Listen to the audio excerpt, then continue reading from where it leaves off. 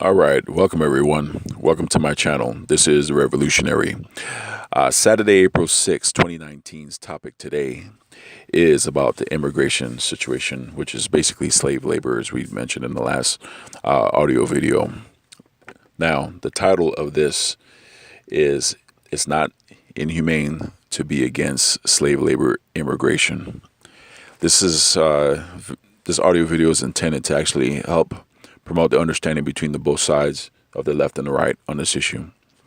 Basically, trying to condition the left that this is look. There are some people that is, using the whole racial issue in this situation. But even that situation, we can talk about that in another video. But this is definitely a economic issue, without question. And it's leftist voters and anyone who's in the country, including independents, have to understand that this is a big problem that has decimated the white working class working force, mainly the white male working class voter and worker. So that's something that we're going to have to keep in mind. We're being considerate to our neighbors here in Middle America. Okay. So let me go ahead and let you in on this here. We as a country cannot accept slave labor immigration that only benefits the crony capitalist. Period. That's it. So right there's a unification and a unified understanding that, undermining any group of people in this country economically for any reason is not something that should be accepted. And also, it's not supposed to be tolerated. So I want to put that across to those on the left that, say that this is supposed to be, we're supposed to show this new group of arrivals compassion. There's nothing wrong with that. But again, you have to understand something. Again, like I mentioned in other videos, there's certain things that you have to say no to just out of principle. And one of those principles are slave labor is not acceptable. You know it, I know it, and everyone knows it, that the new group of arrivals are being used to undermine everyone's, economic stability. It's facts. Those are facts. Does that make anyone coming in the country bad people? No. Republican voters even know a lot of the Mexicans that come here are very good people and actually too are just trying to do the right thing. But at the same time, you do have those that, like I said in the other video, that are messing around, right, coming over here and making a mockery of the system, particularly with the whole anchor baby situation. I don't care who you are. That's unacceptable, as I mentioned in the last audio video. But this right here, again, is unacceptable because it destabilizes mainly white working class males, right? And even some black males. Black males suffer from this issue too. We need to be, honest about this issue. When it comes to the blue collar working field, it just destabilized a lot of American workers. So when the 2016 election happened, everyone, please understand, I did not vote for Trump, but please understand that you got to have some empathy there and understand that this is a situation that undermined their economic situation. When Hillary was running, right, against Trump, I told everyone I did not believe that she was going to win the Rust Belt. I was saying that from the very beginning for a variety of reasons. I've said that because she had no message for them. I also believed too that there was going to be a segment of, the residents over there that, maybe was already resentful for the whole NAFTA thing.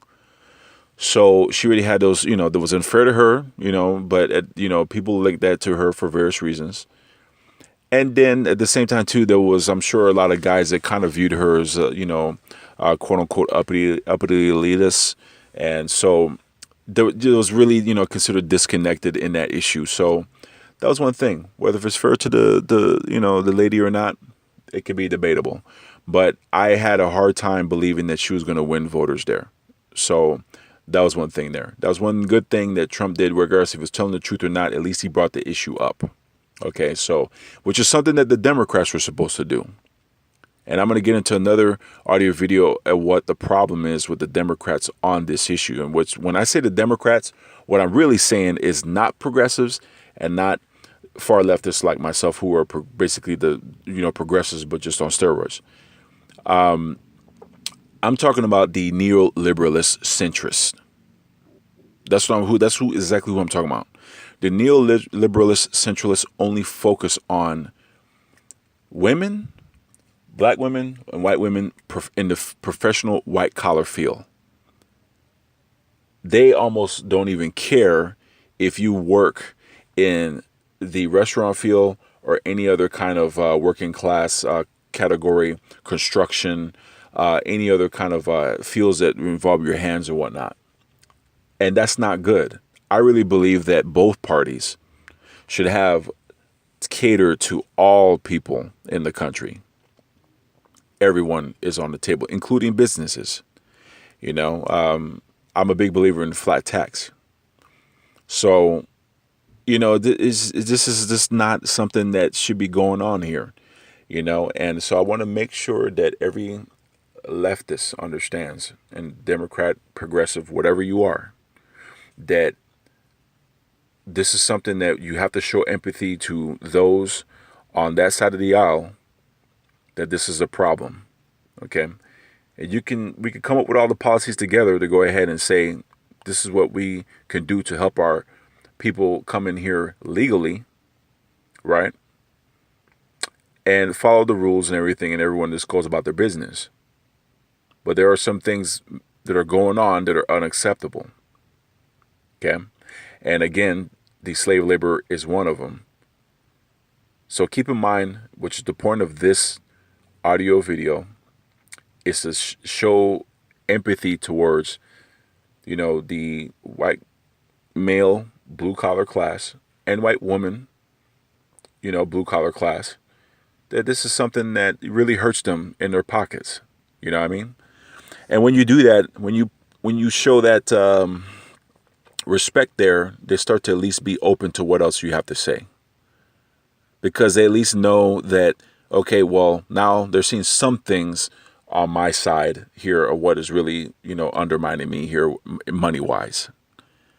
And that creates anger, it really does. Even with people who have no racial resentment towards, the Mexican, outside of the country, or the new Mexican Americans, what you'll call it. Some people right off the bat would, say, okay, well, this is something that, hey, I'm not that way, but hey, I'm starting to get irritated by this group of people being the same ones undermining my economic stability. And I want to say something to everyone listening to this here, that this has been going on since the beginning of this country. You know what I mean? So the crony capitalists have taken advantage of everyone in this matter. This is exactly why I am a Marxist. I am a Marxist because of this reason right here. Because there is no trickle-down effect. And it's time that, I'm going to be honest with you, it's time that many on the right understand that. The days of the 1980s is what have contributed majorly to what we have today.